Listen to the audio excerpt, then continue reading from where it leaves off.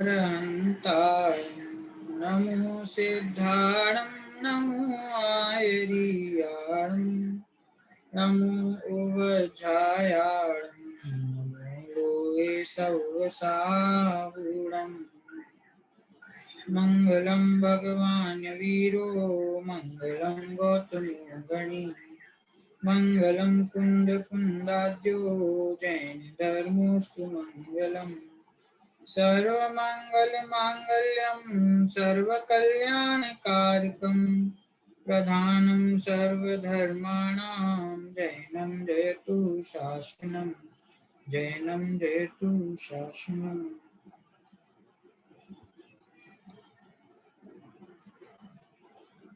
ज्ञान गोष्ठी पुस्तक ઉપર આપણે સ્વાધ્યાય કરી રહ્યા છીએ। એ જ્ઞાન ગોષ્ઠી પુસ્તકની અંદર બીજો પ્રકરણ છે દેવશાસ્ત્ર ગુરુ। એ દેવશાસ્ત્ર ગુરુના સ્વરૂપ સંબંધી પ્રશ્નોત્તરો એ પ્રકરણની અંદર છે। એની અંદર પણ સાચા દેવનું સ્વરૂપ શું છે અને સાચા શાસ્ત્રનું સ્વરૂપ શું છે એની ચર્ચા આપણે અત્યાર સુધી થઈ છે। હવે ગુરુનું સાચું સ્વરૂપ શું છે, દ્રવ્યલિંગી અને ભાવલિંગી ગુરુ એનો અર્થ શું, દ્રવ્યલિંગી મુનિરાજ જેમણે ભાવલિંગની પ્રાપ્તિ હજી સુધી નથી કરી એવા દ્રવ્યલિંગી મુનિરાજને મોક્ષની પ્રાપ્તિ થાય કે નહીં, દ્રવ્યલિંગી મુનિરાજની એવી કઈ ભૂલ છે કે જેમના કારણે એમને મોક્ષની પ્રાપ્તિ થતી નથી, એ બધા પ્રશ્નોની ચર્ચા આપણે કરી રહ્યા છીએ। બુક અહીંયાથી હું શેર કરું છું।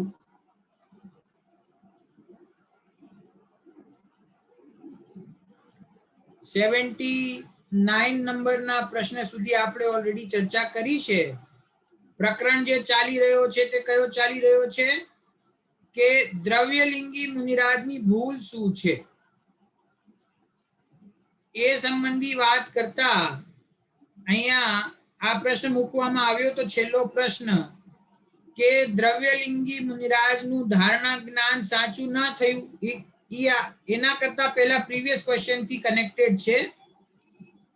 ક્વેશ્ચન શું છે 78 નંબરનો, કાયા અને કશાયમાં એકત્વ છે તેનો ખ્યાલ તેને આવે છે?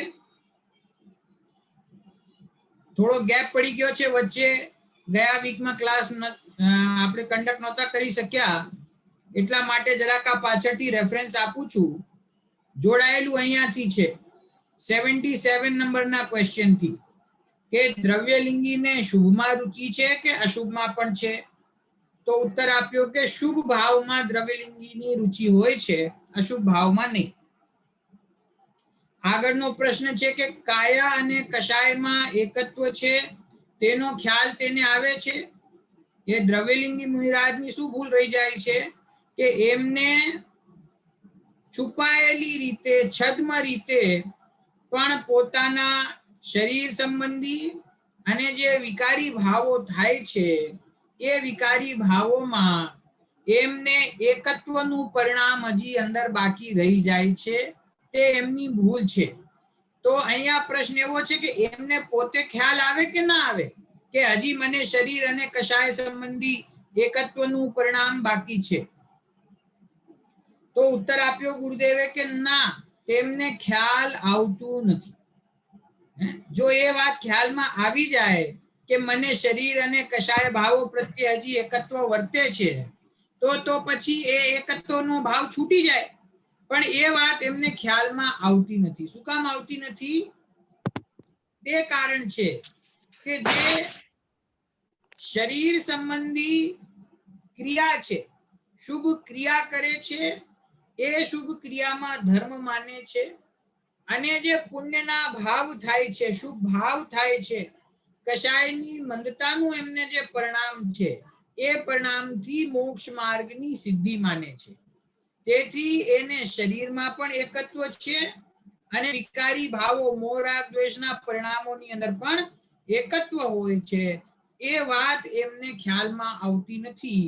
અને એ જ દ્રવ્યલિંગી મુનિરાજની ભૂલ છે. બરાબર. હવે આગળનો પ્રશ્ન છે એનાથી કનેક્ટેડ. જ્યારે એમ કહ્યું કે એમને પોતે એ વાત ખ્યાલમાં આવતી નથી કે શરીર અને રાગાદીમાં મારું એકત્વ હજી વર્તે છે, એ ખ્યાલમાં આવતું નથી.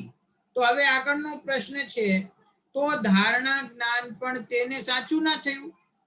ધારણા જ્ઞાનમાં જો વાત ખ્યાલમાં ના આવે બરાબર, તો એમનું ધારણા જ્ઞાન સાચું છે એમ કઈ રીતે કહેવાય? ધારણા જ્ઞાન એટલે આપણું છેવક્ષમ જ્ઞાન, જેની અંદર આપણે આ વિષયોને શું થઈ રહ્યું છે એને જાણે છે. તો કે જે એમનું ધારણા જ્ઞાન પણ સાચું ના થયું.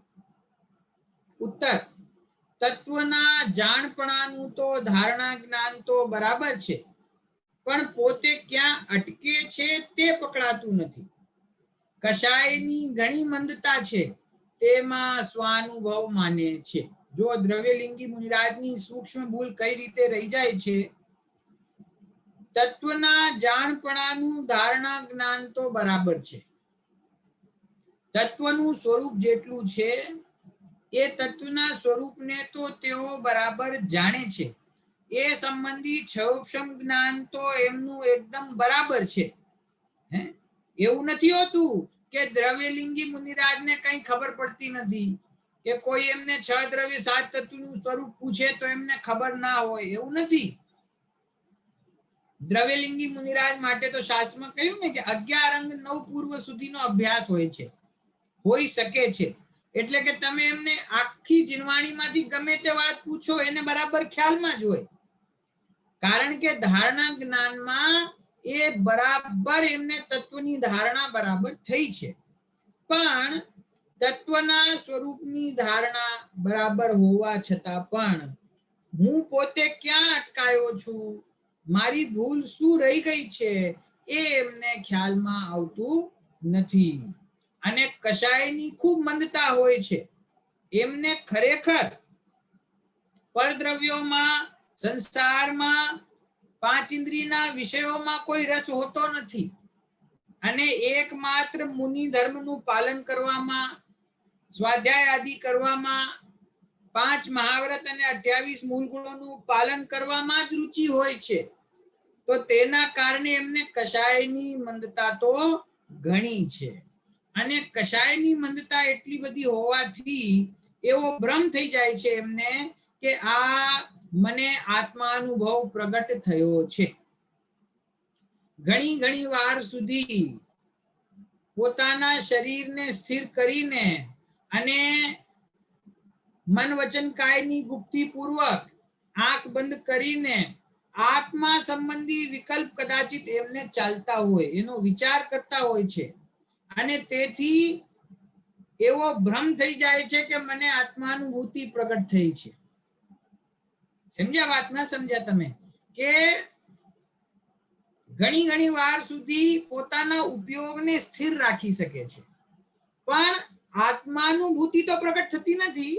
તત્સંબંધી કદાચિત વિચાર એમને ચાલે, શાસ્ત્રમાં તત્વનું સ્વરૂપ શું આવ્યું છે એનો વિચાર પણ કરે, સ્વાધ્યાય કરે, પણ અનુભૂતિ નથી. પણ કશાયની મંદતા એટલી બધી છે કે કશાયની મંદતાના કારણે એવો ભ્રમ થઈ જાય છે એમને પોતે કે મને સ્વાનુભવ પ્રગટ થયું છે. સમજાયું?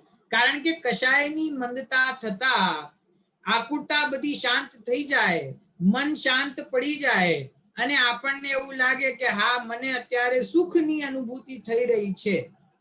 એ ભ્રમથી એ સુખની અનુભૂતિ જે છે ખરેખર તો એ કશાયની મંદતા છે. પણ એ કશાયની મંદતાને તે દ્રવ્યલિંગી સ્વાનુભવ માની લે છે. જો બે બાજુ ઘટિત થાય છે. એવા જીવને જોનારા, એવા જીવની સાથે રહેવા વાળા બીજા જીવો એ પણ કશાયની મંદતાને આ જીવ સમ્યક દ્રષ્ટિ છે એવું માની લે છે. આ બહુ ભ્રમ થઈ જાય છે. એવું કોઈક વ્યક્તિ હોય અને બરાબર સફેદ વસ્ત્ર પહેર્યા હોય, મંદિરમાં 2-3 કલાક સવારે 2-3 કલાક સાંજે બેસતા હોય, તમે જ્યારે એમને જુઓ ત્યારે સ્વાધ્યાય કરતા હોય અથવા તો આંખ બંધ કરીને ચિંતન મનન કરતા હોય, ત્યારે એવા વ્યક્તિને જોઈને સહજપણે આપણને એવું થાય કે આ જીવ સમ્યક દ્રષ્ટિ છે. કદાચિત સમ્યક દ્રષ્ટિ હોઈ પણ શકે, એમાં ના નથી, પણ જરૂરી નથી કે જેને કશાયની મંદતા પ્રગટ થઈ છે તેને સમ્યક દર્શન થયું હોય. કશાયની મંદતા થવી એ જુદી વાત છે, અને આત્માનુભૂતિ પ્રગટ થવી એ જુદી વાત છે. કશાયની મંદતા થાય પણ કશાયનો અભાવ ન થાય ત્યાં સુધી જીવ મિથ્યાત્વ ગુણ સ્થાનમાં જ છે, અને આત્માનુભૂતિ પ્રગટ થતા જ્યારે કશાયનો અભાવ થાય છે ત્યારે જીવ ચતુર્થ ગુણ સ્થાનમાં આવી જાય છે. એટલે સમ્યક દ્રષ્ટિ જીવોને તો કશાયની મંદતા જરૂર હોય જ છે, પણ જે જીવને કશાયની મંદતા છે તે જીવ સમ્યક દ્રષ્ટિ છે એવું જરૂરી નથી. એ ગ્રહસ્થ જીવનમાં પણ ઘટિત થાય છે અને મુનિરાજના જીવનમાં પણ ઘટિત થાય છે. બહારથી કશાયની મંદતા દેખાય. અહીંયા તો એમ કહ્યું છે કે જે દ્રવ્યલિંગી મુનિરાજ છે એને પોતે એવો ભ્રમ થઈ જાય છે, એની કશાયની મંદતા ઘણી હોય છે ને, તો એના કારણે એને પોતે એવો ભ્રમ થઈ જાય છે કે હું સમ્યક દ્રષ્ટિ છું, મને આત્માનુભવ પ્રગટ થયું છે. કેમ? કેમ કે બીજા કોઈ વિકલ્પ નથી, અશુભ વિકલ્પોને છોડી દીધા છે. ભગવાનની ભક્તિ, જીનવાણીનો સ્વાધ્યાય, મુનિ ધર્મનું પાલન, એમાં એમને આનંદ આવે છે. તો પરિણતિની અંદર કશાયની મંદતા હોવાથી સુખ ભાષિત થાય છે અને એવું લાગે છે કે મને આત્માનુભવ પ્રગટ થયો છે, પણ એ ખરેખર દ્રવ્યલિંગી મુનિરાજની ભૂલ છે. એક વાત યાદ રાખજો કે જૈન ધર્મમાં કશાયની મંદતાને ધર્મ કહેવામાં આવ્યો નથી. આખા જગતમાં જેટલા ધર્મ છે ને એમાં કશાય તમારી મંદ પડી જાય એનું નામ ધર્મ છે. જૈન ધર્મમાં કશાયની મંદતાને ધર્મ કહેતા નથી, કશાયના અભાવને ધર્મ કહે છે. કોઈની કશાય મંદ પડી જાય એનાથી એ સમ્યક દ્રષ્ટિ થઈ ગયો, જ્ઞાની થઈ ગયો એવું સ્વરૂપ નથી. આત્માનુભૂતિ પ્રગટ થતા અનંતાનુબંધી કશાયનો અભાવ થાય ત્યારે જીવ ખરેખર જ્ઞાની થયો, સમ્યક દ્રષ્ટિ થયો એમ કહેવામાં આવે છે. એને ધર્મનો અંશ પ્રગટ થયો એમ કહેવામાં આવે છે. જ્યાં સુધી આત્માનુભવ પ્રગટ ન થાય ત્યાં સુધી કશાયની મંદતા તો હોઈ શકે, પણ મોક્ષ માર્ગની સિદ્ધિ થતી નથી. જો આમાંથી એક બીજો ન્યાય મને હમણાં ખ્યાલમાં આવ્યો કે ઘણા આપણા સંપ્રદાયની અંદર પણ અનેક જીવો એવા હોય છે કે જે પદ્માવતી આદિ જે સ્વર્ગના દેવી દેવતા છે એમને કોઈ પણ રીતે કે શાસન નાયક છે કે અમારી કુળગુરુ છે કે કુળના દેવ છે કે રક્ષક છે, એવી ઘણા બહાનાથી એમને નમસ્કાર કરવામાં, એમને પૂજ્ય માનવામાં કોઈ દોષ માનતા નથી. અને જ્યારે ચર્ચા કરવામાં આવે ત્યારે એમ કહે છે કે એમને તો કશાયની ઘણી મંદતા છે, એ તો બહુ શાંત પ્રકૃતિના છે, અથવા એ તો સમ્યક દ્રષ્ટિ છે. તો સમ્યક દ્રષ્ટિ હોઈ શકે એમાં ના નથી, પણ જો સમ્યક દર્શન ના હોય અને માત્ર કશાયની મંદતા હોય તો એ કશાયની મંદતાથી કોઈ પૂજ્ય બનતું નથી. સમ્યક દર્શન પણ હોય, સાંભળજો, સમ્યક દર્શન પણ હોય તો પણ જૈન ધર્મમાં મોક્ષ માર્ગ જે છે ને એ જે દેવશાસ્ત્ર ગુરુની જે પદવી છે એમાં સંયમનું અસ્તિત્વ હોવું જરૂરી છે. જ્યાં સુધી જીવનમાં સંયમ આવતું નથી ત્યાં સુધી સમ્યક દર્શન પણ મોક્ષ માર્ગમાં પૂજ્ય નથી. જરાક તમને જુદું લાગશે આ વાત, પણ જુઓ, અરહંત પરમાત્મા, સિદ્ધ પરમાત્મા અને પછી આચાર્ય, ઉપાધ્યાય અને સાધુ. તો સાધુ જ્યાં છે મિનિમમ ગુણસ્થાન અહીંયા કયું છે? 6ઠું 7મું ગુણસ્થાન. જે 6ઠા 7મા ગુણસ્થાનમાં મુનિરાજ હોય છે એટલે કે જેમણે 3 કશાય ચોકડીનો અભાવ કર્યો છે એમને જ મોક્ષ માર્ગમાં પૂજ્ય કહેવામાં આવ્યા છે. અષ્ટદ્રવ્યોથી એવા દેવશાસ્ત્ર ગુરુની જ પૂજા હોઈ શકે છે. એનાથી નીચા ગુણસ્થાન વાળાઓની પૂજા હોતી નથી. પંચમ ગુણસ્થાન વાળાની અથવા ચતુર્થ ગુણસ્થાન વાળા સમ્યક દ્રષ્ટિ જીવોની પૂજા કરવામાં આવી નથી. એમનો વિનય બરાબર છે, યથા યોગ્ય વિનય છે, પણ એ પૂજ્ય નથી ગણવામાં આવ્યા. તો એનું કારણ અહીંયા આ તો જુદી વાત છે. મારું કહેવાનું એમ છે કે કોઈ પણ જીવની જ્યારે બહારમાં કશાયની મંદતા તમને દેખાય, જ્યારે એની વેશભૂષા એવી હોય, જ્યારે એની વાણી એકદમ શાંત શાંત રસવાળી હોય, જ્યારે ઘડી ઘડી આંખ બંધ કરીને આહા આહા કરતો હોય, એનો મતલબ એવો નથી કે એ સમ્યક દ્રષ્ટિ છે. કોઈ કે ગુરુદેવ પણ ઘણી વખત આ કરે છે, એક એક બે બે લીટી બોલે અને પછી આ કરે છે. એ તો આપણને બધાને ખ્યાલ છે કે સમ્યક દ્રષ્ટિ જ્ઞાની જીવ જેને પોતાના શુદ્ધાત્માનો અનુભવ થયો છે, એવા જીવને તો અંદરમાંથી આનંદ આવ્યા વગર રહેતો નથી. પણ કોઈ માત્ર કશાયની મંદતાને ધારણ કરે અને એમ સમજે કે હું સમ્યક દ્રષ્ટિ છું, તો એ ખરેખર દ્રવ્યલિંગી મુનિરાજની પણ એ ભૂલ છે. તો પછી ગ્રહસ્થની ભૂલ થઈ જવી એ તો બહુ સહેલું છે. તો આપણે કોઈ એવા બ્રહ્મા ના રહીએ કે આપણી કશાયની મંદતા છે એટલે અમને આત્માનુભવ પ્રગટ થઈ ગયો છે, એવું ખરેખર માનવું એ તો ભૂલ છે. અને બીજાને જોઈને પણ આ શું છે કે જૈન ધર્મ છે, સંયમનો માર્ગ છે.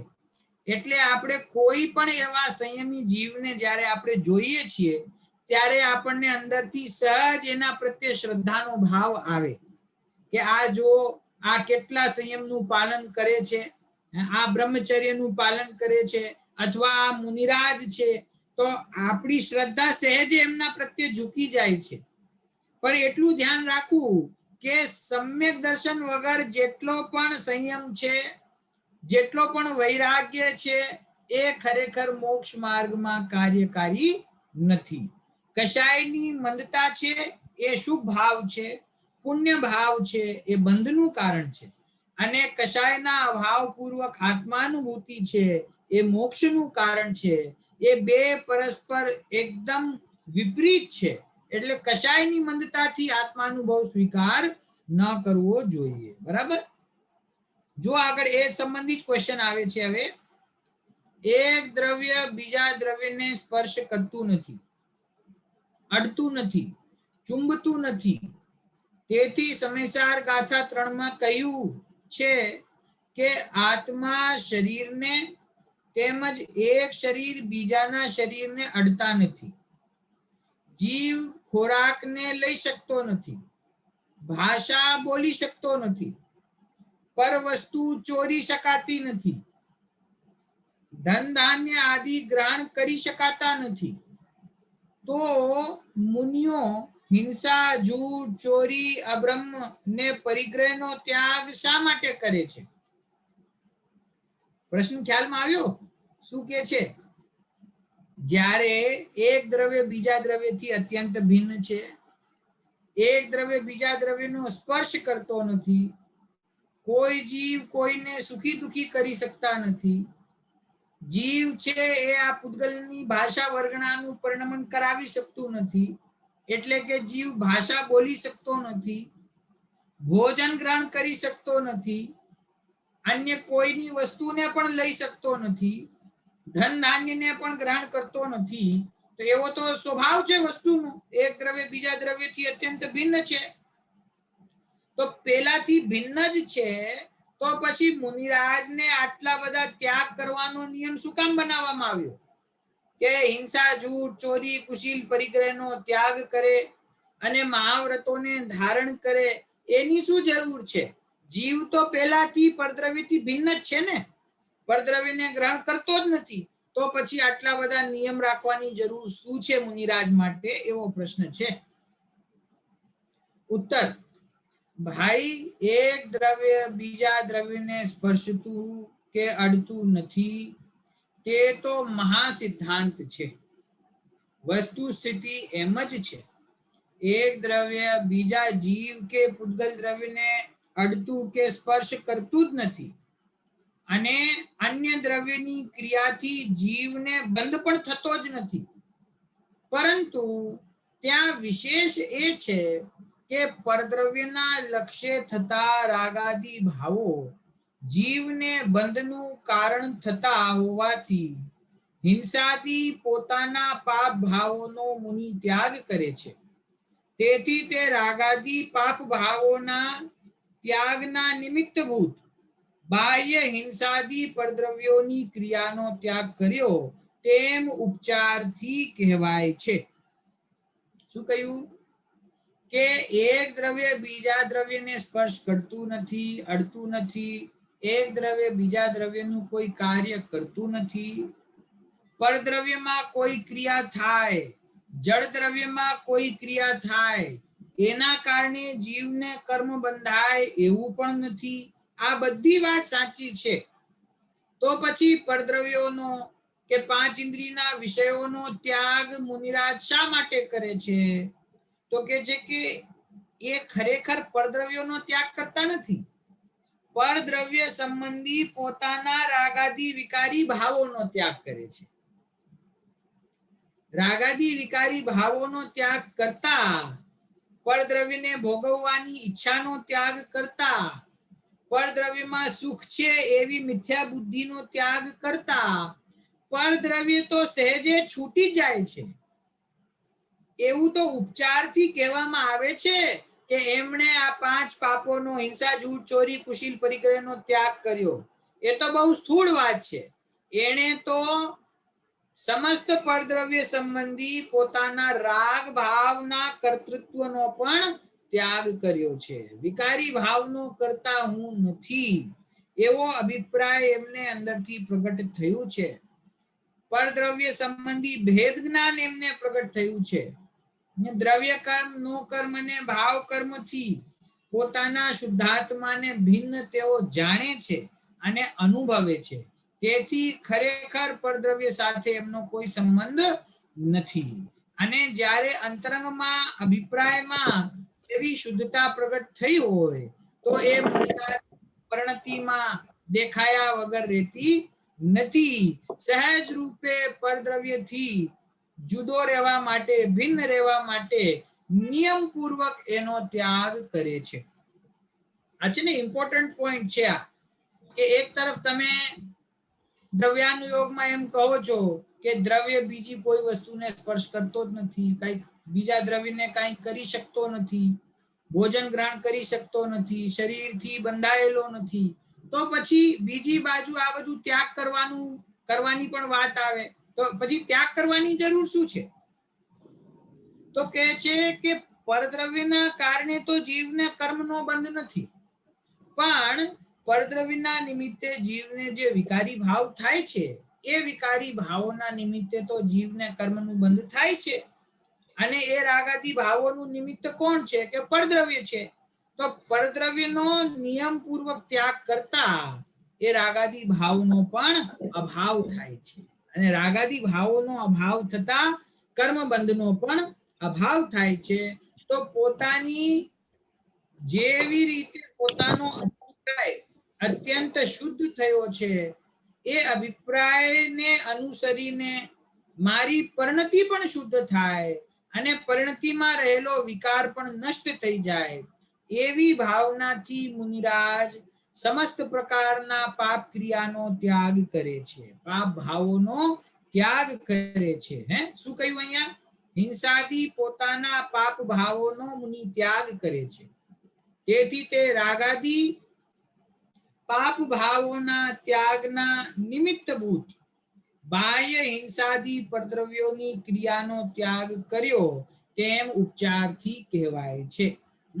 કે કોઈ પણ જીવને પોતાના સુખ દુઃખનો કરતા માનતા જ નથી, તો કોઈ જીવ પ્રત્યે રાગ અને કોઈ જીવ પ્રત્યે દ્વેષ, કોઈ જીવને મારવું અને કોઈ જીવને બચાવવું એવી સમસ્ત ક્રિયાનો ત્યાગ મુનિરાજે કર્યો એમ કહેવામાં આવે છે. કારણ કે મૂળ તો એને અંદરમાંથી જે રાગાદી ભાવ હતા એનો ત્યાગ કર્યો છે.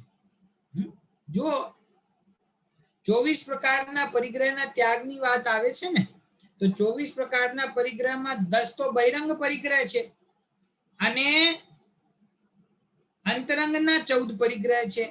કયા છે અંતરંગના 14 પરિગ્રહ? મિથ્યાત્વ, પછી 9 કસાઈ આવે ને. હા 10 અને 4 ક્રોધ માન માયા લોભ. બરાબર ને? તો હવે એ જે ક્રોધ માન માયા લોભ છે એ અનંતાનુબંધી સંબંધી, અપ્રત્યાખ્યાન, પ્રત્યાખ્યાન અને સંજ્વલન 4 પ્રકારના કષાયો છે ને. તો એ મુનિરાજ જ્યારે સમ્યક દ્રષ્ટિ થાય છે અથવા એમ કહો કે સમ્યક દર્શન પૂર્વક એમને જ્યારે દીક્ષા લીધી ત્યારે એમને પહેલા તો એક કષાય ચોપડીનો અભાવ છે. પછી 6ઠા 7મા ગુણ સ્થાનમાં આવે તો 3 કષાય ચોપડીનો અભાવ થાય છે. બરાબર? કદાચિત 5મા ગુણ સ્થાનમાં હોય તો 2 કષાય ચોપડીનો અભાવ છે. તો કાં તો 2 કષાય ચોપડીનો અભાવ છે અથવા 1નો છે અથવા 3નો છે. તો પછી એમને 14 પ્રકારના અંતરંગ પરિગ્રહનો ત્યાગ શું કામ કહેવામાં આવ્યો છે? સંજ્વલન કષાય તો બાકી છે ને. સંજ્વલન કષાય બાકી છે. તો સંજ્વલન કષાય બાકી હોવા છતાં એમ કહેવામાં આવ્યું કે મુનિરાજ 24 પ્રકારના પરિગ્રહનો ત્યાગ કરે છે. એ ત્યાગ કઈ રીતે કહેવાય? કે કષાય હજી બાકી છે પણ એ કષાયનું કરતા પણ એને છોડી દીધું છે. હું આનો કરતા છું એમ સ્વીકાર કરતા નથી. આ મારું કાર્ય છે એમ માનતા નથી. તેથી સંજ્વલન કષાય હોવા છતાં પણ તેમણે ખરેખર સંજ્વલન કષાયનો અભિપ્રાયથી ત્યાગ કરેલો છે.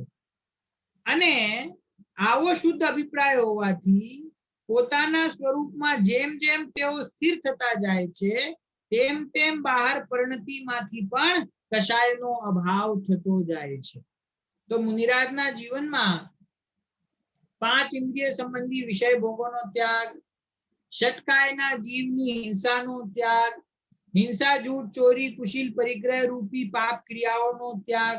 એ શું કામ નિયમ પૂર્વક હોય છે? કે એમને અંતરંગમાંથી તત્સંબંધી રાગાદી ભાવોનો અભાવ કર્યો છે, એનો નિષેધ કર્યો છે, એનું કરતાપણું એમને સ્વીકાર કર્યું નથી. અને એવી જ શુદ્ધતા પરિણતિમાં પ્રગટ થાય તેથી એમને આ બધી ક્રિયાઓનો, બાહ્ય ક્રિયાઓનો ત્યાગ એમના જીવનમાં કહેવામાં આવ્યો છે. કારણ કે એ ક્રિયાઓ વિકારી ભાવનું નિમિત્ત છે અને વિકારી ભાવ કર્મ બંધનનું નિમિત્ત છે. તો જે જીવ કર્મ બંધનથી છૂટવા માંગે છે એને રાગાદી ભાવનો ત્યાગ કરવો જોઈએ. અને જેને રાગાદી ભાવનો ત્યાગ થાય છે એને પરદ્રવ્યની ક્રિયાનો તો સહેજે ત્યાગ થઈ જાય છે. બરાબર? હવે જુઓ, ઇમ્પોર્ટન્ટ ક્વેશ્ચન છે. જ્ઞાન વગરનો વૈરાગ્ય તે રૂંધાયેલો કષાય છે? એવો અહીંયા પ્રશ્ન પૂછવામાં આવ્યું છે. જ્ઞાન વગરનો વૈરાગ્ય તે રૂંધાયેલો, રૂંધાયેલો એટલે દબાયેલો, સપ્રેસ્ડ, જેને ફોર્સફુલી દબાવવામાં આવ્યું હોય. બરાબર? તો કે છે કે જ્ઞાન વગરનું વૈરાગ્ય હોય તો એને રૂંધાયેલો કષાય કહી શકાય? એવો પ્રશ્ન છે.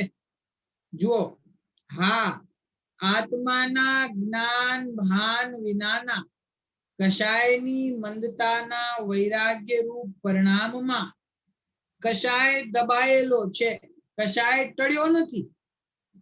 શું કહ્યું? કષાયની મંદતાના વૈરાગ્ય રૂપ પરિણામમાં કષાય દબાયેલો છે, કષાય ટળ્યો નથી. જો કેટલો મહત્વ જીનવાણીની અંદર પોતાના શુદ્ધ અભિપ્રાયને આપવામાં આવ્યું છે.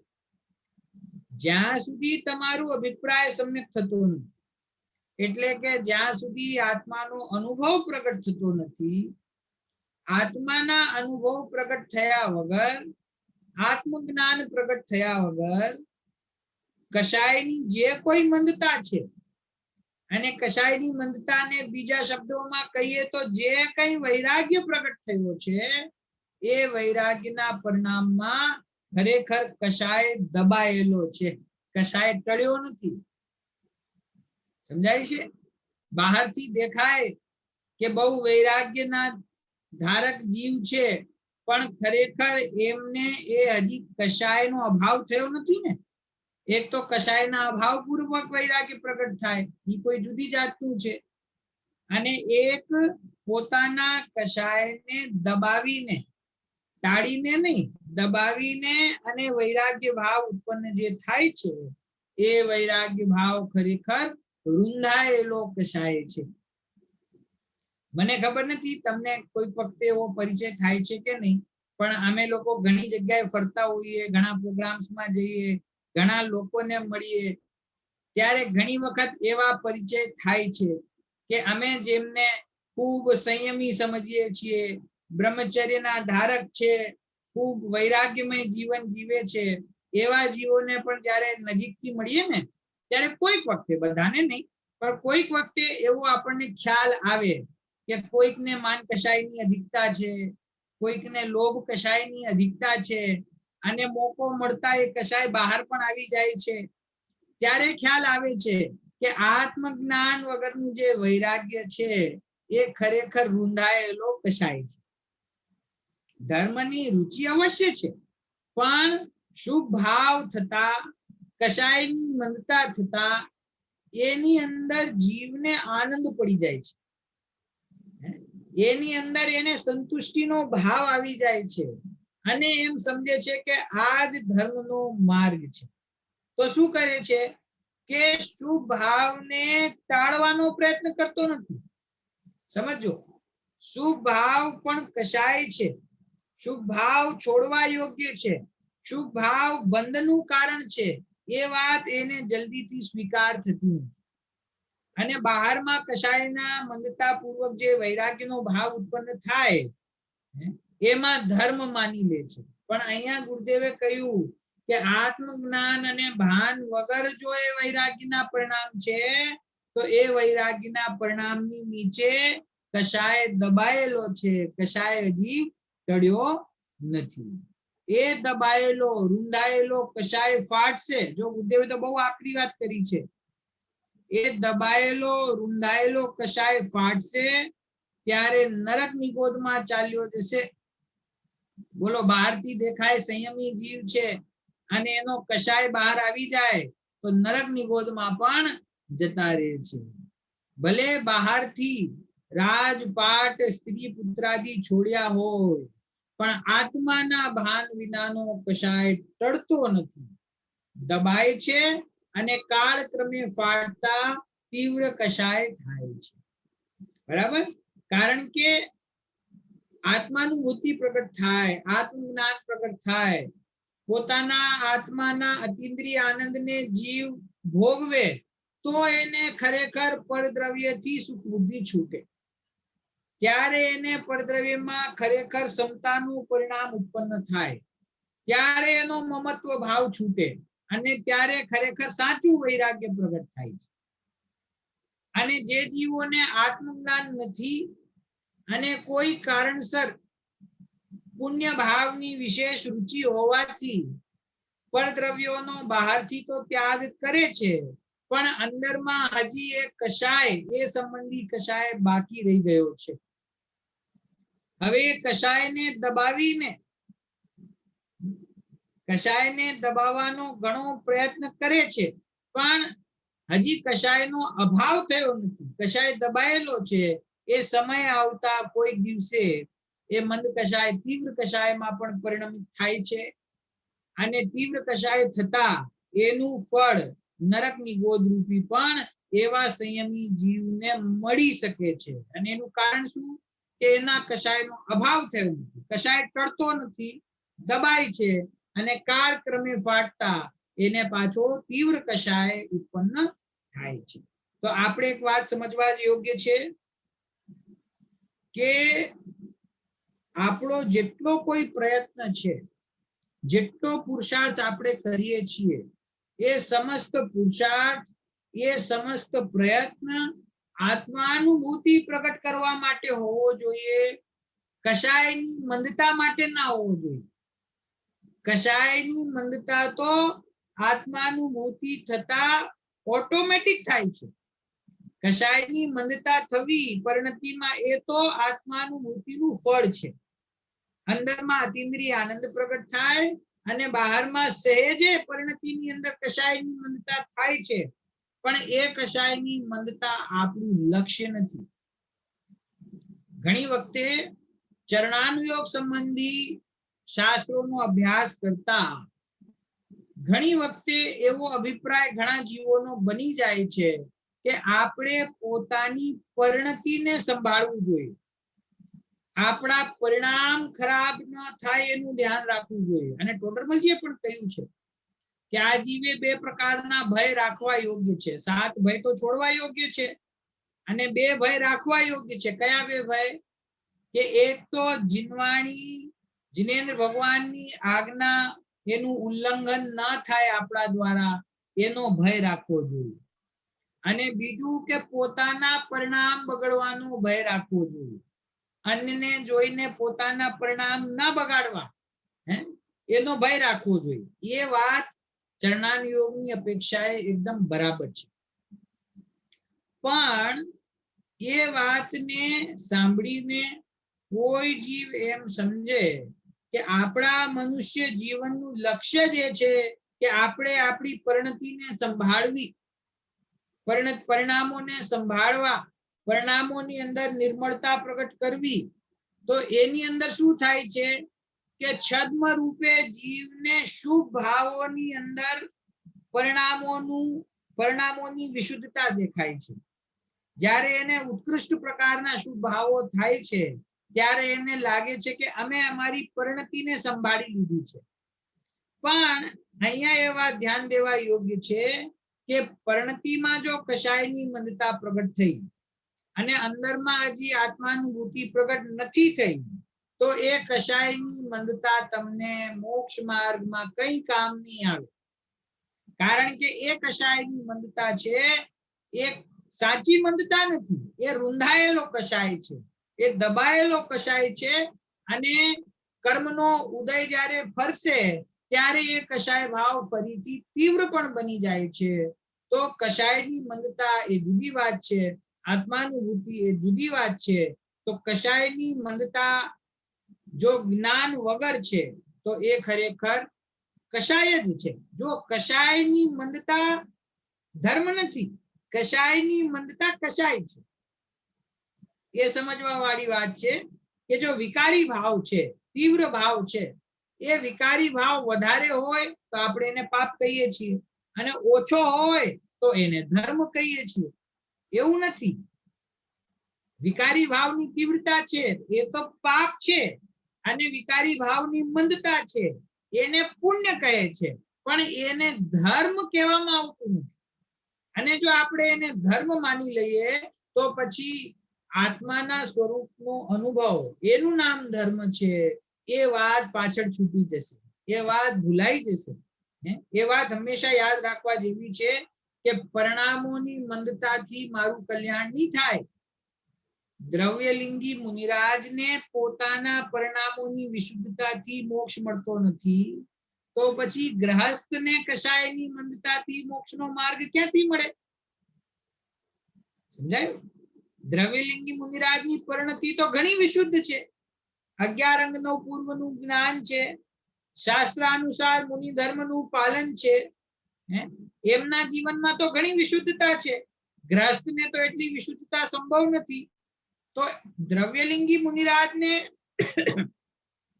એ કશાયની મંદતાથી મોક્ષની પ્રાપ્તિ નથી થતી, તો ગ્રહસ્થને કેવી રીતે થાય? તો આપણે પ્રયત્ન શું કરવો મીરાબેન? કશાયને ઓછી કરવાનો નહીં, કશાયને ટાળવાનો. કશાયની મંદતા, શુભ ભાવનું પ્રગટ થવું એ આપણું લક્ષ્ય નથી. શુભ અને અશુભ બંને પ્રકારના ઉપયોગનો અભાવ થાય અને આપણો ઉપયોગ પોતાના સ્વરૂપમાં ટકી જાય અને શુદ્ધોપયોગ પ્રગટ થાય, એવો પ્રયત્ન આપણો હોવો જોઈએ. બરાબર છે ને? તો હવે આગળનું ક્વેશ્ચન છે, કશાયની મંદતા એ પણ ખરેખર કશાય જ છે. વૈરાગ્ય છે એ રૂંધાયેલો કશાય છે. એ પ્રમાણે આત્મજ્ઞાન વગરનો વૈરાગ્ય એ ખરેખર મારા માટે કાર્યકારી નથી. એ વાત આપણને બરાબર ખ્યાલમાં રહેવી જોઈએ. હા મીરાબેન, ક્વેશ્ચન રેઝ કરો છો કઈ? હા, તો પાત્રતા ને મંદ કશાયમાં difference? Can you speak a little louder? પાત્રતા આપણે કહીએ કે પાત્રતા ના હોય ત્યાં સુધી આ વાત પચે નહીં. તો પાત્રતા ને કશાયમાં રિલેશન થાય છે કે બે જુદી વાત છે કે same? જો બરાબર, ક્વેશ્ચન સારો છે. ઘણી જગ્યાએ જીનવાણીની અંદર પણ આવ્યું છે અને એવો ઉપદેશ પણ આપણે ઘણીવાર સાંભળીએ છીએ કે પાત્રતા વગર સમ્યક દર્શન પ્રગટ થતું નથી. યોગ્ય પાત્રને જ સમ્યક દર્શન પ્રગટ થાય છે, અથવા સમ્યક દર્શન પૂર્વની ભૂમિકા કેવી હોવી જોઈએ. ઘણા બધા ઉદાહરણ આપવામાં આવે છે કે સુકાયેલી જમીનમાં કોઈ શું કહેવાય કે કઈ ઉગતું નથી, જમીન ભીની હોવી જોઈએ. એવી જ રીતે જ્યાં સુધી આપણા અંદર પરિણામોની વિશુદ્ધતા ના હોય ત્યાં સુધી સમ્યક દર્શન પણ પ્રગટ થતું નથી. તીવ્ર કષાય વાળાને સમ્યક દર્શન પ્રગટ થતું નથી. તો જે વિશુદ્ધિ લબ્ધિ છે એ થોડીક વિશુદ્ધતા પોતાની અંદર પહેલા આવે તો સમ્યક દર્શન થાય. બરાબર છે? એ તમારો પ્રશ્ન છે ને? તો જુઓ, સમ્યક દર્શન પૂર્વની પાત્રતા શું છે? કષાયની મંદતા એ સમ્યક દર્શન પૂર્વની પાત્રતા છે કે કષાય ભાવ મારા જ્ઞાન સ્વભાવથી ભિન્ન છે, આ કષાય વિકારી ભાવ છે અને એ વિકારી ભાવ મારો સ્વભાવ નથી, આ શુભ ભાવ છે એ ખરેખર ઉપાદેય નથી, હે છે, એવું જ્ઞાન અથવા એવો અભિપ્રાય, એનું નામ પાત્રતા છે. સમજ્યા? ફરીથી, જીવનમાં ભૂમિકા અનુસાર શુભ ભાવ હોવા, કષાયની મંદતા હોવી એ જુદી વાત છે. અને એ જે કષાયની મંદતા થઈ એને ઉપાદેયપણે સ્વીકાર કરવું, એને ધર્મ તરીકે સ્વીકાર કરવું, આજ મારા માટે કલ્યાણકારી છે એમ માનવું એ જુદી વાત છે. જ્ઞાની જીવના જીવનમાં પણ કષાયની મંદતા હોય છે, પણ કષાયની મંદતાને જ્ઞાની જીવો ધર્મ માનતા નથી. સમ્યક દર્શન પાત્રને જ થાય છે. આપણે એમ કહીએ કે રાત્રિ ભોજન કરતા હોય એને સમ્યક દર્શન ના થાય. શું કામ ના થાય? કારણ કે એને કષાયની તીવ્રતા છે. અન્યાય અનીતિનો ત્યાગ ના હોય, અભક્ષ્યનો ત્યાગ ના હોય અને આત્માની વાત કરતો હોય એવા જીવને સમ્યક દર્શન ના પ્રગટ થાય. કેમ? કારણ કે એને પાત્રતા નથી. બરાબર છે? તો જેણે વિકારી તીવ્ર કષાય ભાવોનો ત્યાગ કર્યો છે અને જેને એકમાત્ર શુભ ભાવની રુચિ છે, જે સંયમ પૂર્વક પોતાનું જીવન જીવે છે, એવો જીવ સમ્યક દર્શનનો પાત્ર છે કે નહીં? જરૂરી નથી કે સમ્યક દર્શનનો પાત્ર હોય. જો એને અંતરંગમાં પોતાના સ્વભાવને પ્રાપ્ત કરવાની રુચિ હોય તો એનું નામ પાત્ર છે. અને જો માત્ર કષાયની મંદતાની રુચિ હોય, શુભ ભાવની રુચિ હોય તો એનું નામ પાત્ર નથી. આ બહુ સમજવા બહુ સરસ પ્રશ્ન છે મીરાબેનનો. ઘણા બધા એવા અત્યારે ઉપદેશ દેવામાં આવે છે કે ભાઈ તમે પેલા પાત્રતા તો તૈયાર કરો. તમારી પાત્રતા જ નહીં તૈયાર થાય તો પછી સમ્યક દર્શન કઈ રીતે થશે? પેલા પાત્ર બનો. સમ્યક દર્શન પ્રગટ કરવા માટે પાત્રતા બનાવો. તો એ પાત્રતા કઈ રીતે બને? પોતાને પાત્ર કઈ રીતે બનાવો? શુભ ભાવની રુચિથી પાત્ર બનતા નથી, અશુભ ભાવની અરુચિથી પણ પાત્ર બનતા નથી, અસંયમનો ત્યાગ કરવાથી અને શક્તિપૂર્વક સંયમ ધારણ કરવાથી પણ પાત્ર બનતા નથી. તો પછી શું આ બધું ન કરવું કે એમ હું જરાય નથી કેતો. એ ભૂમિકા અનુસાર એ થશે જ. અશુભ ભાવો છૂટશે જ, શુભ ભાવો જીવનમાં આવશે જ, અસંયમનો ત્યાગ થશે જ, સંયમ પ્રગટ થશે જ. પણ જ્યાં સુધી આત્મજ્ઞાન પ્રગટ નહીં થાય ત્યાં સુધી આ કોઈ કામમાં નહીં આવે. જો તમને મોક્ષમાર્ગ પ્રકાશકમાંથી એક પ્રકરણ કહું છું, ત્યાં એવો એક પ્રશ્ન પૂછ્યો છે પંડિતજી સાહેબને કે આજે વ્રતાદિક છે, એ વ્રતાદિક સમ્યક દર્શન પહેલા હોય છે કે પછી હોય છે? ક્યારે હોવા જોઈએ? વ્રત કરીશું તો સમ્યક દર્શન પ્રગટ થશે, કે પછી સમ્યક દર્શન પહેલા પ્રગટ કરીએ અને પછી વ્રત કરીએ તો સાચા? તો પંડિતજીએ જવાબ આપ્યો છે કે એવો કોઈ નિયમ નથી. પહેલા વ્રત કરે તો સમ્યક દર્શન પ્રગટ થઈ જશે એવો કોઈ નિયમ નથી. અને સમ્યક દર્શન કરીને પાછળથી વ્રત કરશે કે નહીં કરે એવો પણ નિયમ નથી. એમને કહ્યું કે સાચા દેવશાસ્ત્ર ગુરુની શ્રદ્ધાનો તો નિયમ છે. સાચા દેવશાસ્ત્ર ગુરુની શ્રદ્ધા હશે તો સમ્યક દર્શન થવાની સંભાવના છે. અને સાચા દેવશાસ્ત્ર ગુરુની શ્રદ્ધા નહીં હોય તો સમ્યક દર્શન પ્રગટ નહીં જ થાય. એ તો પાકી વાત છે. હવે એવી જ રીતે કોઈક વ્રતાધિકને ધારણ કરશે તો જ એને સમ્યક દર્શન થશે એવો કોઈ નિયમ નથી. વ્રતાધિક કરે અને સમ્યક દર્શન ના પણ થાય, અને વ્રતાધિક ન કરે તો પણ ભેદ જ્ઞાન કરે તો એ જીવ સમ્યક દર્શનને પાત્ર છે. તો કહેવાનો અર્થ એ છે કે પાત્રતા એટલે શું? પાત્રતા આપણે કોને કહીએ છીએ? તમને યાદ હશે, મેં તમને પહેલા એક વખત કહેલું છે, કદાચ નાયરોબીમાં આપણે પ્રવચનમાં પણ એ વાત લીધી હશે. દ્રવ્ય દ્રષ્ટિ પ્રકાશમાં એક બોલ છે, ત્યાં સોગાનીજી સાહેબને એમ પૂછવામાં આવ્યું છે કે પાત્રતા કોને કહેવાય? પ્રથમ પાત્રતાનું સ્વરૂપ શું? એવો પ્રશ્ન છે. ત્યારે સોગાનીજી સાહેબે જવાબ આપ્યો છે કે દ્રષ્ટિ પોતાના સ્વભાવમાં પ્રસરવી એનું નામ પ્રથમ પાત્રતા છે. કે પાત્રતા એટલે શું? કે પોતાનો ઉપયોગ પોતાના સ્વભાવ તરફ વળે એનું નામ પાત્રતા છે. મુનિરાજ હોય કે પછી કોઈ જ્ઞાની ગુરુ હોય તો સામે શિષ્યને જોઈને એમને એવું ભાષણ થઈ જાય કે આ પાત્ર જીવ છે. તો પાત્ર જીવ છે એટલે કેવો જીવ છે? કે આ શુદ્ધાત્માની વાત રુચિપૂર્વક સાંભળવા વાળો છે, એને પોતાના આત્માની વાત ગમે છે, એનું નામ પાત્રતા છે. ઘણા વ્રતાધિકનું પાલન કરતો હોય, સંયમથી રહેતો હોય, એ જીવ પણ પાત્ર હોઈ શકે છે, ના હોય એવું નથી કહેતો, પણ જરૂરી નથી કે એવી બાહ્ય ક્રિયાનું પાલન કરનાર જીવ પાત્ર જ હોય. હજી આમાં એક વાત સમજવા જેવી છે કે આનો મતલબ એમ નથી કે આમાંથી કોઈ સ્વચ્છંદતાને ગ્રહણ કરે કે ભાઈ બાહ્ય સંયમનું તો કોઈ સ્થાન છે જ નહીં, એનાથી તો પાત્રતા કે અપાત્રતાનો નિર્ણય થતો નથી. તો અમે ગમે તેમ ખાઈએ પીએ, ગમે તેમ રહીએ, મોજ શોખ કરીએ અને સમ્યક દર્શન તો થઈ જ જશે કારણ કે આપણે તો મુમુક્ષુ છીએ. તો ભાઈ એક નિયમ સમજવો કે અંતરંગથી બહિરંગની સંધિ છે, બહિરંગથી અંતરંગની સંધિ નથી. તમને બહારમાં ગમે તેવી ક્રિયા તમારા જીવનમાં વિવેકહીન જો ચાલતી હોય તો એનો મતલબ છે કે તમને હજી અંતરંગમાં પોતાના સ્વભાવનો મહિમા આવ્યો જ નથી. જેને સ્વભાવનો મહિમા આવ્યો હોય એના જીવનમાં અનર્ગલ પ્રવૃત્તિ હોતી નથી, અને જેના જીવનમાં અનર્ગલ પ્રવૃત્તિ છે એને પોતાના સ્વભાવનો મહિમા નથી. પાકી વાત છે. એટલે એ આખી વાત છે ને બેલેન્સ છે, બરાબર. આ મોક્ષ માર્ગ છે ને એ ચારે અનુયોગોનો એકદમ પરફેક્ટ બેલેન્સ છે.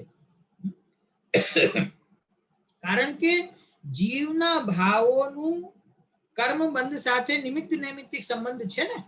જીવના વિકારી ભાવ થાય તો એને કર્મ બંધાય. તો એ વાત આપણે બરાબર સમજવી કે પાત્રતા એટલે શું? કે પાત્રતાને જો અત્યંત સરળ શબ્દોમાં અને સમરી કરીને આપણે કહીએ ને તો પોતાના સ્વભાવની રુચિ એનું નામ પાત્રતા છે. જુઓ, ચતુર્થ ગુણસ્થાન છે ને, ચતુર્થ ગુણસ્થાનનું નામ શું? અવૃત્તિ સમ્યક દ્રષ્ટિ, બરાબર છે. તો એનો મતલબ શું? કે જે સમ્યક દ્રષ્ટિ જીવ છે પણ હજી એના જીવનમાં કોઈ પણ પ્રકારના વ્રત નથી, કોઈ પણ પ્રકારના વ્રત નથી, કોઈ પણ પ્રકારનું વ્રત કે નિયમ ના હોય છતાં પણ જીવ સમ્યક દર્શન પ્રાપ્ત કરી શકે છે. એનાથી સિદ્ધ થાય છે કે નહીં? વ્રત નિયમની બધી વાત છે પાંચમા ગુણસ્થાનમાં આવે છે. ચતુર્થ ગુણસ્થાનમાં સમ્યક દર્શન જીવ પ્રાપ્ત કરે છે, કદાચિત એને વ્રતાધિક ના હોય તો પણ. તો પછી એનો મતલબ શું? કે સમ્યક દર્શન માટે સૌથી વધારે આવશ્યક શું છે? કે સાહેબ પાત્રતા. તો પાત્રતાનો મતલબ શું? કે તત્વનો યથાર્થ નિર્ણય એનું નામ પાત્રતા. તત્વનું યથાર્થ નિર્ણય, વસ્તુના સ્વરૂપનું યથાર્થ જ્ઞાન એનું નામ પાત્રતા છે. હવે એવી પાત્રતા જેને અંતરંગમાં પાકે છે એના પરિણામોની અંદર વિશુદ્ધતા આવ્યા વગર રહેતી નથી. જેના પરિણામોમાં વિશુદ્ધતા આવે છે એની ક્રિયામાં પણ એ વિશુદ્ધતા દેખાયા વગર રહેતી નથી. એના જીવનમાં સંયમ, વૈરાગ્ય, શુદ્ધતા એ બધું સહજપણે પ્રગટ થાય છે, પણ એ આપણું લક્ષ્ય નથી. સમજાય છે? બરાબર છે. નેતાજી હોય છે, નેતાજી કોઈ પણ નેતા હોય તો ઇન્ડિયામાં તો નેતા કોને કહેવાય? ઓલા સફેદ કુર્તા જબ્બા પહેર્યા હોય, બરાબર, માથે સફેદ ટોપી મૂકી હોય. એ નેતાનું સ્વરૂપ જ એવું છે. નેતા બોલતા આપણને ખ્યાલમાં આવી જાય. અહીંયા કદાચ એવું છે કે કોઈ સૂટ પહેરીને કોઈ નેતા આવી જાય તો કોઈ એને નેતા જ ના માને. નેતા એટલે શું? વ્હાઈટ કપડા, શૂઝ પણ વ્હાઈટ, એના હાથમાં જે કઈ હોય ઉપરથી નીચે બધું વ્હાઈટ હોય, ભલે ગમે એટલા કાળા કામ કરતો હોય પણ એ વસ્ત્ર બધા વ્હાઈટ હોય. બરાબર છે. તો હવે કોઈએ એમ જોયું કે સાહેબ આ નેતાજી છે બહુ પ્રભાવશાળી છે તો વ્હાઈટ કપડા પહેરે છે, તો એમ કરી આપણે પણ વ્હાઈટ કપડા પહેરી લઈએ. એક કોઈ જગ્યાએ બહુ હાઈ લેવલનો સિક્યોરિટીનો પોલિટિકલ પ્રોગ્રામ કોઈ ચાલતો હતો, નેતાજી આવ્યા, ગાડીમાંથી ઉતર્યા અને સીધા અંદર વયા ગયા. પોલીસ વાળાએ બધાએ સલામ કર્યા અને નેતાજી અંદર વયા ગયા. બહાર એક રિપોર્ટર ઉભો હતો, એને એમ થયું કે આમને કોઈ આઈડી કાર્ડ પૂછતું જ નથી, સીધે સીધા જવા દે છે. કઈ રીતે ગયા? કે આ એકદમ ચમકદાર વ્હાઈટ કપડા પહેર્યા છે, રૂઆબ બહુ છે. વયા ગયા અંદર કે આપણે આવું જ કરવું છે. આવી ગયો વ્હાઈટ કપડા પહેરીને અને આઈડી કાર્ડ વગર અંદર જવા ગયો. પોલીસ વાળાએ પકડ્યો, ભાઈ કોણ છે તું? ક્યાં છે તારું આઈડી? શું કામ અંદર જાય છે? તો કે તમે હમણાં તો જવા દીધા, એમને તો તમે ના પૂછ્યું કાંઈ. કે એની વાત જુદી છે, તારી વાત જુદી છે. કેમ? કે ઈ નેતા છે એટલે વ્હાઈટ કપડા પહેરે છે. વ્હાઈટ કપડા પહેરવાથી કોઈ નેતા થઈ જતું નથી. એના માટે તમારી લીડરશિપની કળા હોય, એના માટે તમે વર્ષોની તપસ્યા કરેલી હોય, તમે પાર્ટી જોઈન કરેલી હોય, ત્યારે તમે નેતા બનો છો. વ્હાઈટ કપડા પહેરવાથી નથી બનતા. બરાબર છે. હવે આનો બીજો એંગલ સમજજો કે એક ઓલા અમારા કોલેજમાં ભણતા છોકરાઓ હોય ને, આમ વાળ આમ ઉભા રાખે, પછી એમાં લાલ પીળા કલર કરે, બરાબર છે. અને પછી ગમે ત્યાં મસ્તી કરતા ફરતા હોય, એને તો શોભે છે. પણ કોઈક આપણા નેતાજી હોય જેમને આપણે શ્રદ્ધેય માનીએ છીએ, જેમના પ્રત્યે આપણે રિસ્પેક્ટથી જોઈએ છીએ, એ નેતાજી આમ વાળ ઉભા રાખીને અને કાળા ધોળા વાળ કરીને આવે તો તમને કેવું લાગે? ઓલી અહીંયા જીન્સ અહીંયા ફાટલી હોય તો કેવું લાગે કે સાહેબ આવા કપડા આવા પદ સાથે શોભા દેતા નથી, આવું આચરણ એવા પદ સાથે શોભા દેતું નથી. તમે સમજો, કોઈ પણ એવા ગમે તેવા માણસો હોય ને, અને જો એમને ટિકિટ મળી જાય અને નેતા બની જાય, બીજા દિવસે એનું બિહેવિયર સુધરી જાય. કારણ કે એને પદ મળી ગયું ને, એટલે પદ મળતા એ પદ સંબંધી જે કઈ જરૂરી છે, જેટલી ક્રિયા જરૂરી છે, જેટલો દેખાવ જરૂરી છે, બધું એના જીવનમાં આવી જાય બીજા દિવસે. પણ એ દેખાવ માત્રથી કોઈ નેતા બનતો નથી. મારું કહેવાનું એમ છે કે કોઈ એમ સમજે કે મુનિરાજ છે એ તો નગ્ન દિગંબર હોય છે, એ 5 મહાવ્રતોનું પાલન કરે છે, 28 મૂળ ગુણોનું પાલન કરે છે, એનું નામ મુનિરાજ છે. બરાબર? તો આપણે પણ મુનિ બની જઈએ. કઈ રીતે? વસ્ત્ર છોડી દો, બાહ્ય પરિગ્રહનો ત્યાગ કરો, પીછી કમંડળ ધારણ કરો, એટલે આપણે પણ મુનિ બની ગયા. તો એવી રીતે મુનિ બની તો જવાય છે, પણ એ જે મુનિરાજ છે ને અંતરંગમાં 3 કસાય ચોકડીનો અભાવ છે, એટલે તેઓ 6ઠા 7મા ગુણસ્થાનમાં પહોંચ્યા છે. તને જ્યાં સુધી એ કસાયનો અભાવ પ્રગટ નહીં થાય ત્યાં સુધી તું ત્યાં પહોંચીશ નહીં. બહારથી ભલે મુનિ અવસ્થા દેખાતી હોય, તો સાચા ભાવલિંગી મુનિરાજને પણ 28 મૂળ ગુણોનું પાલન છે કે નહીં? છે ને? સાચા ભાવલિંગી મુનિરાજને 5 મહાવ્રતોનું પાલન છે કે નહીં? પાલન તો છે. પરંતુ 5 મહાવ્રત અને 28 મૂળ ગુણોના પાલનનું નામ ભાવલિંગ નથી. વાત ખ્યાલમાં આવી? દ્રવ્યલિંગી અને ભાવલિંગી મુનિરાજ વચ્ચે ફેર શું છે? એ તો ફેર છે કે ભાવલિંગી મુનિરાજને અંતરંગમાં આત્માનુભૂતિ પ્રગટ થઈ છે. આત્માનુભૂતિ પૂર્વક એક એક ક્રમશર 3 કષાય ચોપડીનો અભાવ થયો છે. અને દ્રવ્યલિંગી મુનિરાજને બાહ્ય વેશ તો છે, ક્ષયોપશમ તો છે, શુદ્ધ ક્રિયાનું પાલન તો છે, પણ અંતરંગમાં કશાય ચોપડીનો અભાવ નથી. બરાબર છે? એટલે કશાયની મંદતા અને આત્મજ્ઞાન એ વાત બે એકદમ જુદી જુદી છે. એ વાત એકબીજા સાથે એનો કોઈ સંબંધ છે નહીં. બરાબર છે ને? તો આજે આપણે જે વાત સમજી એ આ 2-3 મહત્વપૂર્ણ પોઈન્ટ આવ્યા કે એક દ્રવ્યલિંગી મુનિરાજ છે, એમને પોતાના અંતરંગમાં પોતાના શરીર સંબંધી ક્રિયા પ્રત્યે અને શુભ ભાવ પ્રત્યે એકત્વનો પરિણામ રહી જાય છે, એમને ખ્યાલમાં આવતો નથી. એક એમની ભૂલ છે. બીજો પ્રશ્ન આવ્યો કે મુનિરાજ છે એમને બધું ત્યાગ કરવાનું છે, શું કામ કહેવામાં આવ્યું છે? કે ભાઈ એ તો ખરેખર રાગાદી વિકારી ભાવનો ત્યાગ કરે છે. રાગાદી વિકારી ભાવનો ત્યાગ કરતા બાહ્ય ક્રિયાનો તો સહેજે ત્યાગ થઈ જાય છે. અને ત્રીજો મહત્વપૂર્ણ બિંદુ કે જ્ઞાન વગરનો જે કોઈ વૈરાગ્ય છે તે ખરેખર રૂંધાયેલો કશાય છે, દબાયેલો કશાય છે. કારણ કે આત્મજ્ઞાન વગર કશાયનો અભાવ થતો નથી.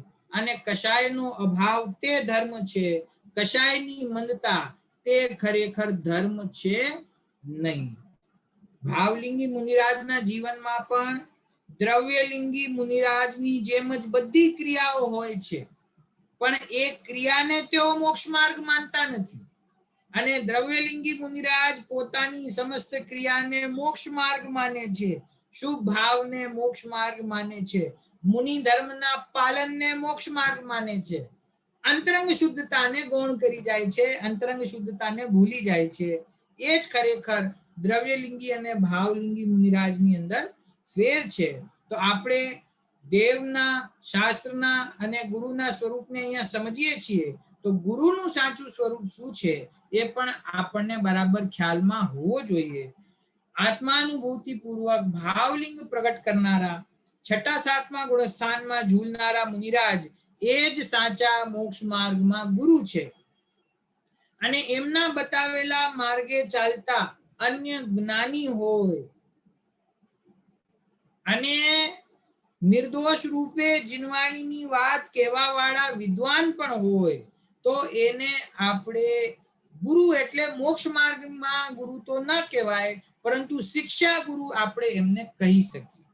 પરંતુ જે જીવના લક્ષ્યમાં કશાયની મંદતા હોય, શુભ ભાવની રુચિ હોય, અથવા કોઈને પોતાની મહંતતા દેખાડવાનો ભાવ હોય, એવા ગુરુઓ એ ખરેખર સાચા ગુરુ છે નહીં. એટલે આપણે કોઈ દિવસ જલ્દીથી છેતરાઈ ના જવું, બાહ્ય વેશ જોઈને છેતરાઈ ના જવું. સૌથી વધારે પ્રોબ્લેમ છે એ આ વાતનો છે કે બાહ્ય વેશ જોઈને આપણે, બાહ્યની ક્રિયા જોઈને આપણે બહુ જલ્દી પ્રભાવિત થઈ જઈએ છીએ અને કોઈને પણ જલ્દીથી આ મારા ગુરુ છે, આ અમારા ટીચર છે, આ મારા અમને શીખડાવે છે, એ બહુ ધ્યાન રાખવા જેવું છે. પૂજ્ય ગુરુદેવ શ્રીએ આપણને જે માર્ગ બતાવ્યો છે એ માર્ગ ઉપર ચાલીશું તો ભટકવાનો ચાન્સ ઓછો થઈ જશે, બહુ ઓછો થઈ જશે. અને જો ગુરુદેવને આપણે ભૂલી ગયા, એમની શિક્ષાને આપણે ભૂલી ગયા, અધ્યાત્મને ભૂલી ગયા, આત્મ સ્વભાવને ભૂલી ગયા, તો પછી ભટકવાના માર્ગ બીજા ઘણા ઊભા થઈ જાય છે. કારણ કે જેમ જેમ કાળ આગળ વધે છે તેમ ઓલા ચંદ્રગુપ્તના સ્વપ્ન સાચા થતા જાય છે. આપણા પોતાના ધર્મની અંદર ખૂબ ઘણા માર્ગો જુદા ઊભા થતા જાય છે. તો આપણે સાચા માર્ગે રહીએ, બીજા કોઈ સાથે દ્વેષ કરવાની વાત નથી.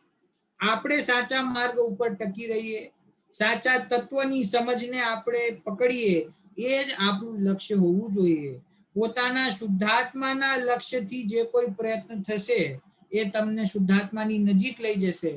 ક્ષયોપશમ વધારવાના અથવા કશાયની મંદતાનું કઈ લક્ષ્ય હશે તો એ તમને મોક્ષ માર્ગથી દૂર લઈ જશે એ રીતે આપણે બરાબર તત્વના સ્વરૂપને સમજીએ એ ભાવનાથી અત્યારની વાત આપણે સમાપ્ત કરીએ છીએ. કોઈ ક્વેશ્ચન હોય તો તમે અત્યારે પૂછી શકો છો. ઝૂમ નું હોય ગુરુવારે. મારી નથી કોઈ પૂછે તો. હા જ્ઞાયકજી, જય જિનેન્દ્ર.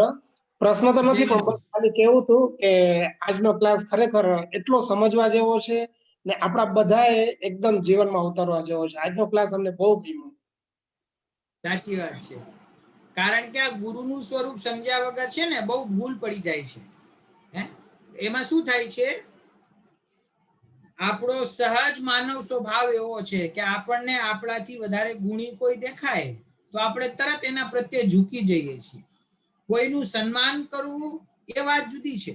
આપણે આપણા માતા પિતાનું પણ સન્માન કરીએ, સ્કૂલના ટીચરનું પણ સન્માન કરીએ, આપણાથી ઉંમરમાં મોટા હોય એનું સન્માન કરીએ, એ વાત જુદી છે. પણ મોક્ષ માર્ગમાં મારા માટે હિતકારી કોણ છે એના માટે બહુ પાકો નિર્ણય જોઈએ. જો એ નિર્ણય આપણો પાકો નહીં હોય ને તો આપણી શ્રદ્ધાને લૂંટનારા અત્યારે ઘણા બેઠા છે. આપણી શ્રદ્ધાને એમની તરફ આકર્ષિત કરીને અને બીજા માર્ગે લઈ જનારા આપણને અત્યારે ઘણા એવા થઈ ગયા છે. એટલે આપણે તો એક જ વાત છે કે ગુરુદેવના તત્વને પકડીને રાખવું. ગુરુદેવની એમ કહે ને કે ગુરુદેવની આંગળી છોડવી નહીં, એટલે આપણે બીજે ક્યાંય ભટકાવાનો ચાન્સ ક્યાંય આપણા જીવનમાં આવે નહીં. બરાબર છે? ચાલો પૂરું કરીએ જીનવાણી સુધી. જાવાણી કે જ્ઞાન તે સૂજે લોકાલો, સોવાણી મસ્તક નમો સદા દેત હું દો, સદા દેત હું દો. જય જીનેન્દ્ર. જય શ્રી કૃષ્ણ.